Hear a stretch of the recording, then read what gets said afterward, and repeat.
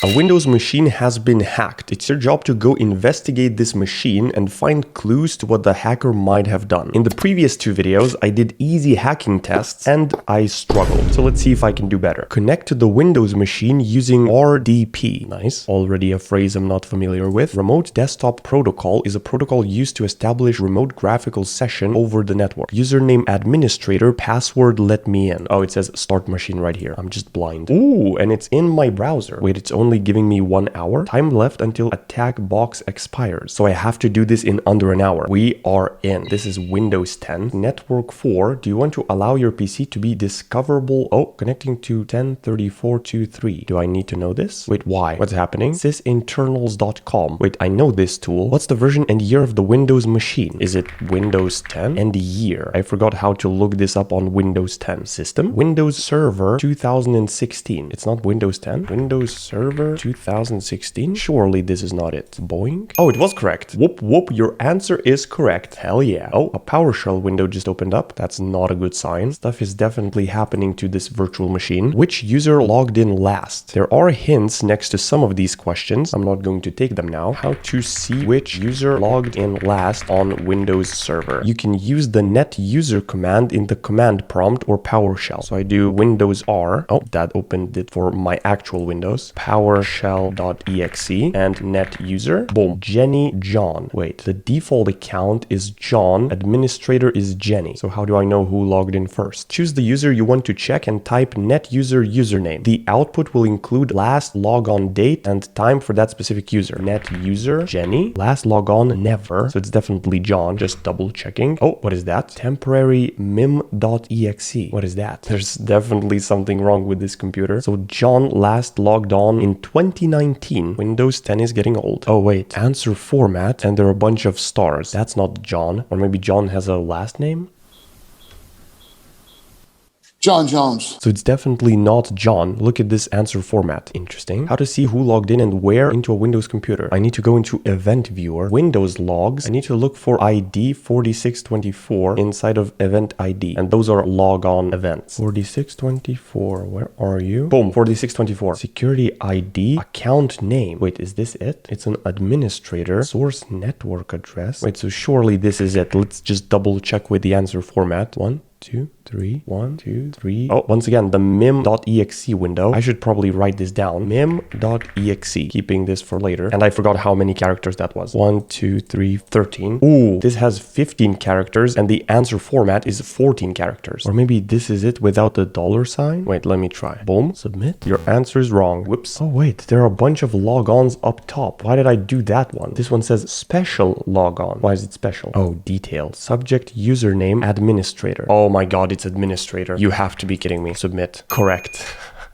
I was looking through some weird letters. It was just administrator. When did John log on to the system last? So this was what I did previously. Net user John, and you can see it was 2019. Answer format, month, date, year, AM, PM. So this should be the right answer. Boom. Oh, incorrect. It says it right here. Last log on. Are you sure this is not the answer? It is sure. Wait, I have 44 minutes left. Okay. Maybe it's like 0302. Again, the mim.exe panel opened up. Submit. Oh, correct. I just had to add zeros there. Okay. What IP does the system connect to when it first starts? I have no clue what that even means. How to check what IP my PC connects to when it starts. Running ipconfig all in the command prompt will display detailed information about your network connection. So let's open command prompt, ipconfig/all. Boing. There are a bunch of IPs. This looks like the answer format. It connects to Ethernet adapter 2, EU West, 1 compute internal. I guess that's the one. Or wait, is it 10.2? I think this should be it. The DNS servers 10.0.0.2. How confident am I in my answer? 10 out of 10. Incorrect.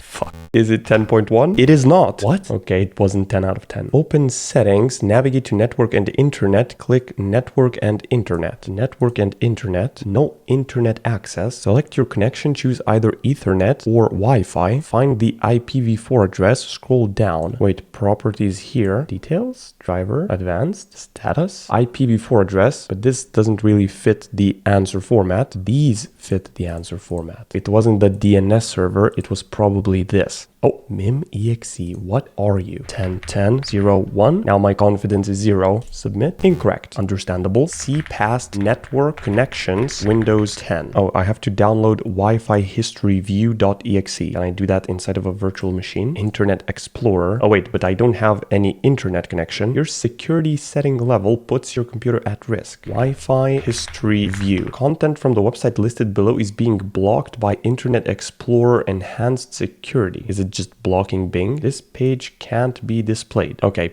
this is probably not the way, and there's no hint next to this answer. 36 minutes left. Is there a way to find old IP addresses? That's the most brain-dead requirement from support I've ever heard. What? How can I view the records and the IP addresses of my computer being remotely controlled by others? Event viewer again. Would you look at that? Navigate to applications and services logs, Microsoft Windows, applications and services logs, Microsoft Windows, right-click operational and select filter current log. Right-click operational. Filter. The event ID of remote desktop services is 1149. So enter 1149 to filter the log. 1149. Then you will get a list of events containing the history of all remote desktop connections to the server. Click one of them to see the details of remote desktop connection, including IP addresses. So these are all of them, and this is the earliest one. That's the IP. But wait, this doesn't match the answer format. Source network address, this. But these connections are in different times, like different years. It's not giving me things that my computer connects to every time that it starts. I think when I first launched this virtual machine, it opened like a command prompt and it had the IP, but I don't remember what it was. Press Windows R and type task schedule.mcc. Click create task on the right pane. Add arguments, netstat, anob, startup connections. This saves the output to startupconnections.txt, and then I have to reboot my computer, go to the txt file and open it. Sounds pretty logical.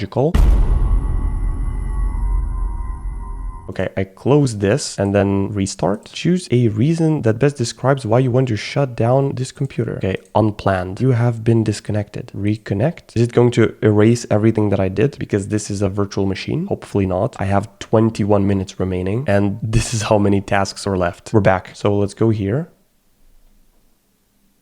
10, 34, 2, 3. Boom. It says it right there. 10, 34, 2, 3. Is that the answer?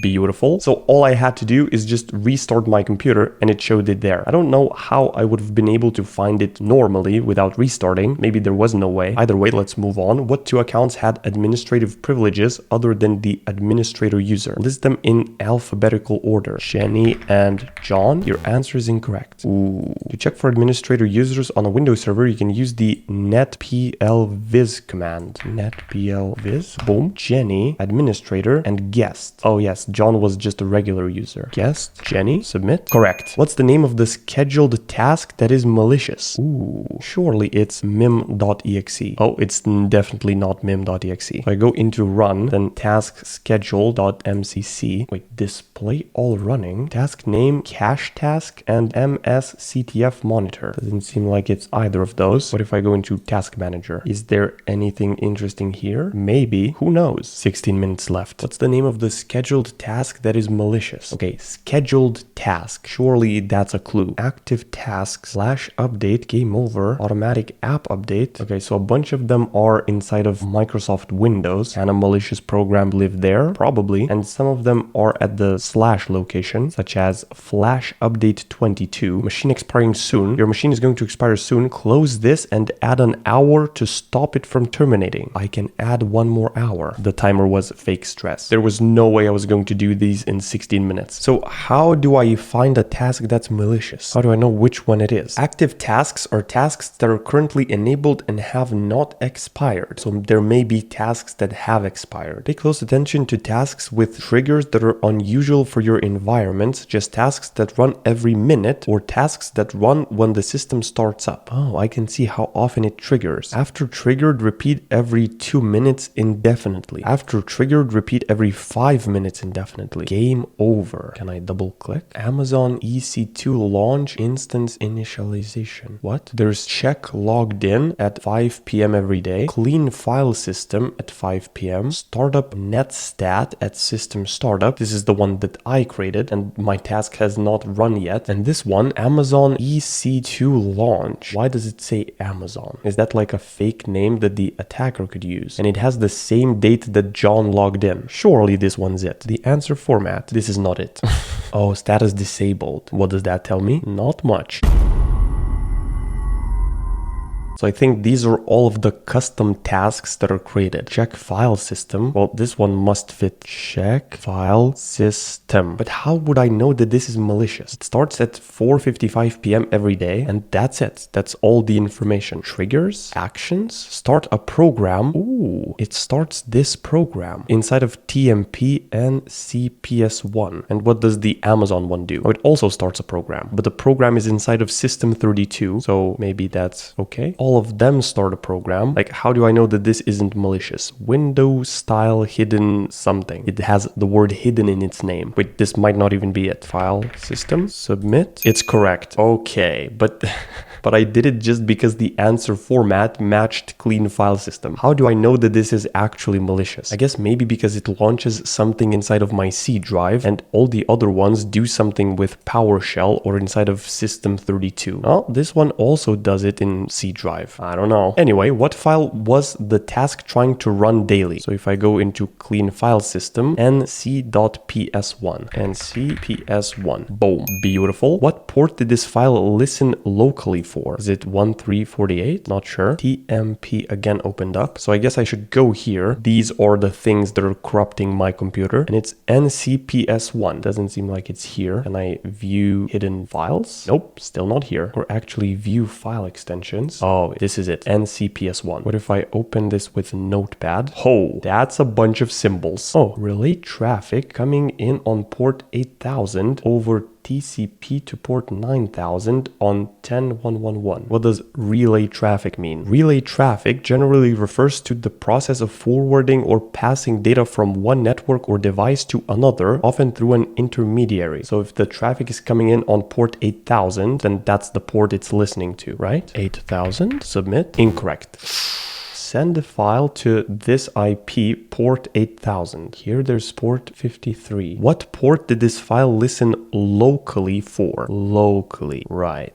Maybe there's locally. Cannot find locally. Write the data sent to the local listener on port 444. So maybe it's 4444. Submit. Incorrect. Oh my god, I'm so clueless. Write verbose listening on 0000. Select string listening. What am I looking at? This is so confusing. Wait, what's a PS1 file? A PS1 file is a PowerShell script. These files contain a series of PowerShell commands designed to automate tasks and manage systems. Okay, good to know. What if I just yoink all of this and ask ChatGPT? What do you know? The script listens on the local port specified by the P parameter, but only when the -L switch is present. The port is not hard-coded, it's dynamic based on user input. Right, this is -L1348. So -L means listen, and this is the port number. Okay, well, good. I said it may be this number at the very beginning and didn't test it out. 1348. Why are you loading for so long? Correct. When did Jenny last log on? Let's go to event viewer, find Jenny. Target username Jenny. Is there any date here? System time 2025. Surely that's not it. Oh, logged. Wait, it's 2025. Wait, I should use the previous command that I did in the PowerShell. Net user Jenny. Boom. Last log on, never. Is it actually never?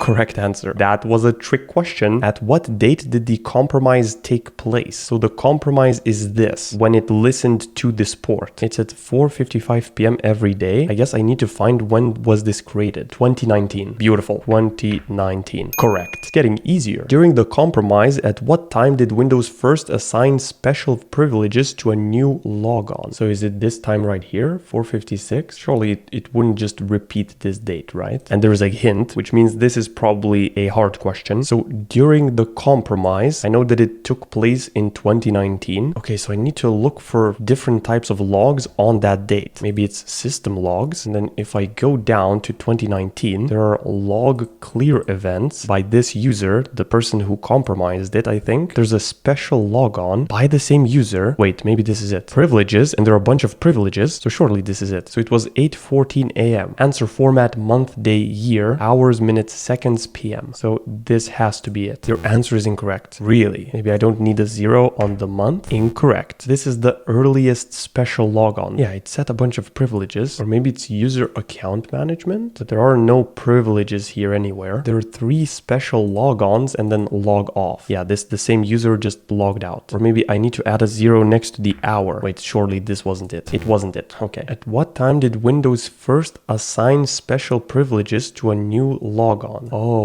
when did Windows assign? Authentication policy change. Changed attributes, password, age, force log off. What are these symbols? It's still the same person. Wait, I might have to take the hint here. I know I'm in the right place, but I have no clue where I actually am. That didn't make any sense. Yeah, so the only one that has anything to do with privileges is this one, and there are a bunch of new privileges. And it happened on this exact date. How is that not the answer? Windows assign new privileges, event ID 4672. Okay, there are a bunch of 4672s. Now I just need to find the earliest date. Oh, it's the same one that I just tried to submit. Maybe it's not for the same user? I'm so lost right now. You have no idea. I really don't want to take the hint. Oh. During the compromise that happened at this date, at which time did Windows first assign special privileges? So somebody cleared the logs before this date on the 13th, and the actual compromise happened at the 3rd of February. So I think what happened was there was a compromise, and then someone went in and cleared out the logs.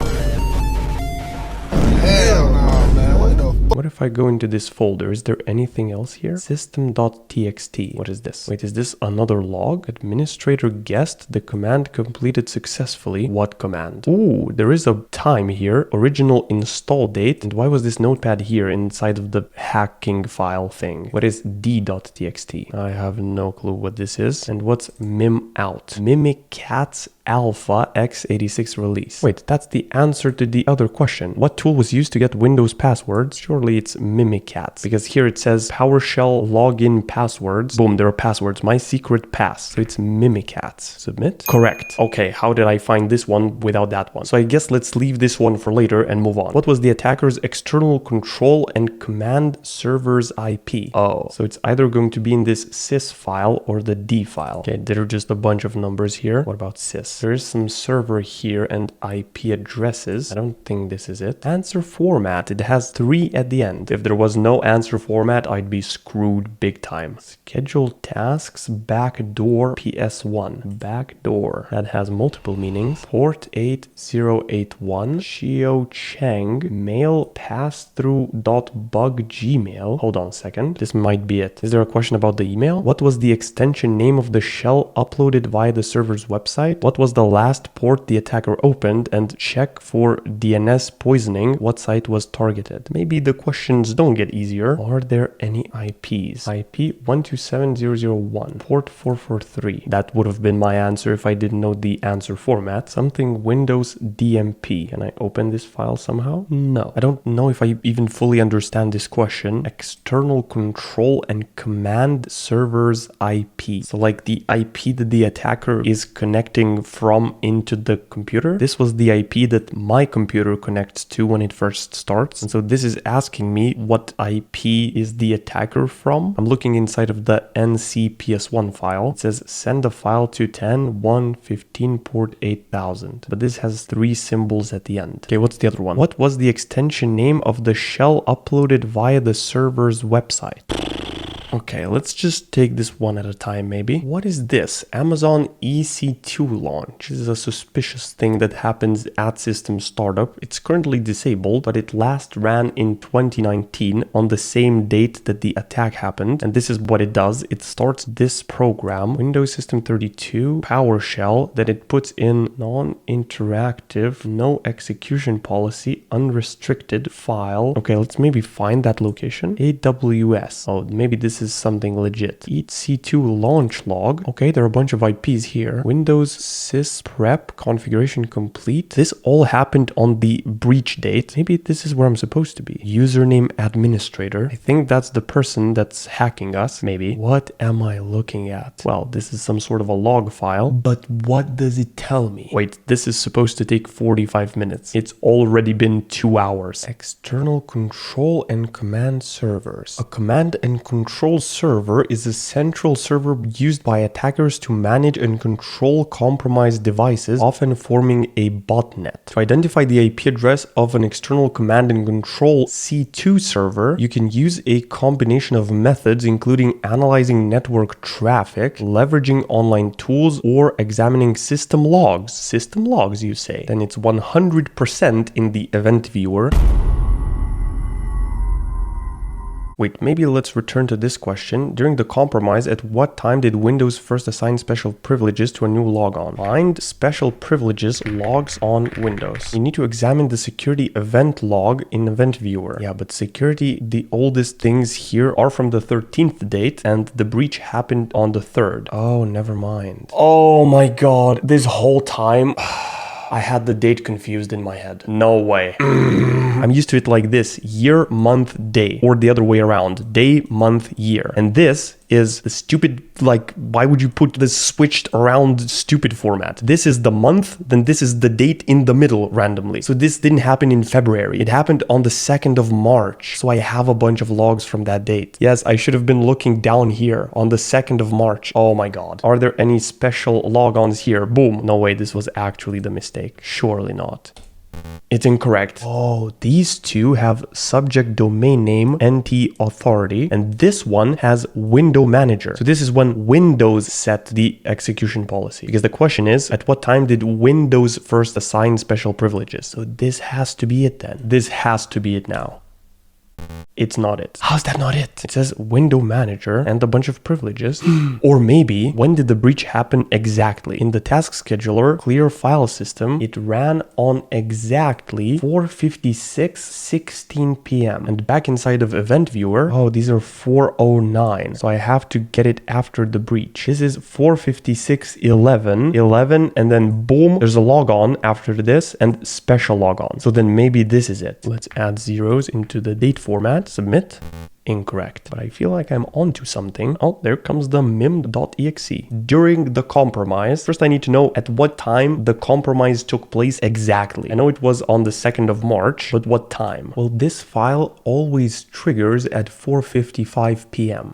But wait, keep that number in mind. And here somebody logged in at 11:32 a.m. Wait. So we have to scroll all the way up until it's 4:55 p.m. or later. This has to be it. I know I'm onto something. 4:55 p.m. and there's a special logon right after that. Surely this is it. Surely. Here we go. No way. I think I'm going to have to take the hint. It's been almost 3 hours that I'm solving this easy test that's supposed to take 45 minutes. I'm taking the hint. Question hint. 00000 49 p.m. Boom. There is one here. So how could I have known that this one was it? Is there anything special about this? Submit. Correct. Okay, why? Why is this correct? This is just in the middle of random logs. Maybe it's the computer name? Let's look at some other special logon. No, the computer name is also the same. So how was I supposed to figure this one out? I don't have a lot of confidence in answering these other questions. What was the attacker's external control and command server IP? And there's no hint for this. Wait, so I have the malware file here. Which one? Is it this NC or mim.exe? Or this one backdoor or something else? It opened with Windows PowerShell. The code is nicely laid out here. Good thing I looked through all of it before in the notepad. So I'm looking for any hard-coded IPs here. From reviewing the script you pasted, there are no hard-coded C2 IPs or domains embedded in the code. It references this GitHub page. Wait, what if I go into this GitHub page? Is this person related to the test or no? He's a pro. Okay. This script is a framework. It requires you, the operator, to supply the C2 endpoint at runtime. So probably this file has nothing to do with it then. What about mim.exe? No C2 activity or IPs. I could look at malware samples, example actual loader DLL binary that executed mimikatz. So I need to find which file ran the mim.exe file.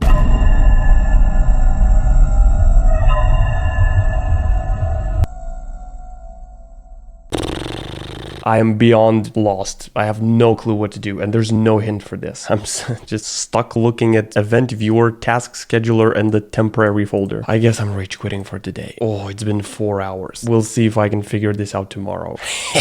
It's the next day. I have a cup of coffee right beside me, and I'm ready to dominate this challenge in 5 minutes. Let's approach this very methodically today. By the way, if you like this wallpaper, I'll leave a link to the wallpaper pack in the description. So I think I need to find a task or some sort of a script that runs this mim.exe file that grabs all the passwords from this computer. So I'm thinking that maybe the script that sends files to his server is inside of this IE install file. I don't know how to view the code that's inside of it because this is an exe file. I have no clue how to actually open and see the code. Oh, wait, c2.example.com. Hold on, I'm inside of this file that the attacker ran right here when he did the clean file system. There is c2 mentioned here. These are examples, so none of these IPs actually have anything to do with this. So inside of this file, if I find where the attacker put in his IP or a variable for an IP, because this is a script, maybe I can reverse engineer where it comes from.